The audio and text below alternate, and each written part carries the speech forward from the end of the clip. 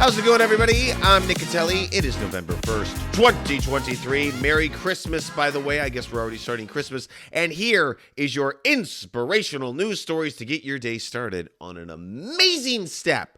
Number one, I guess Merry Christmas. I guess so. I know for some people, Christmas starts in August. I know for some people, Christmas starts in July. And to you people, I applaud you for that. Because we do need like a gift-giving holiday in the summer, right? Like we have one in the winter. We have one in the fall. Like fall is, Halloween. They're giving out candy. Winter is Christmas. Spring is Easter. We need something in the summer. We need something in the summer where there's gifts being exchanged for a holiday. So applause to you, Christmas in July. Merry Christmas. With that being said, let's get into some inspirational stories. We got two today. The first is an iguana that had no legs on it was brought into a veterinarian's office and from a pet store. And the pet store was like, well, the pet doesn't have any legs.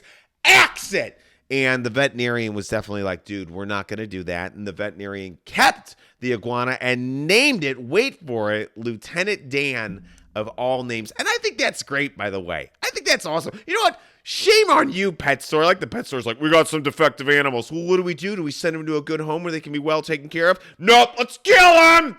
Like, I love that that's like the go-to for the pet store. But also, I will say that there are some veterinarians who really, they're just like, your dog's got a limp because he walked through a bad puddle.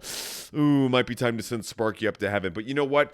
Good for you, veterinarian, for not putting down that iguana, and he's going to have an amazing life. And who needs legs anyway when you're an iguana? Especially when you're an iguana named Lieutenant Dan from an amazing movie. That's an inspirational story. Hopefully that kicks some faith into humanity for you. Our second story of the day has to do with a golf course that was abandoned in the state of Ohio, and the golf course is being rewild. That means stuff is regrowing. It's being turned back into public land with the native fish and the wildlife are returning. And I think that's fantastic because golf is stupid, right? Like golf is like the dumbest sport ever created. It's boring to watch. I hate it. It's like a bunch of middle-aged rich guys who are like, well, I need a reason to drink 3 beers at 9 a.m.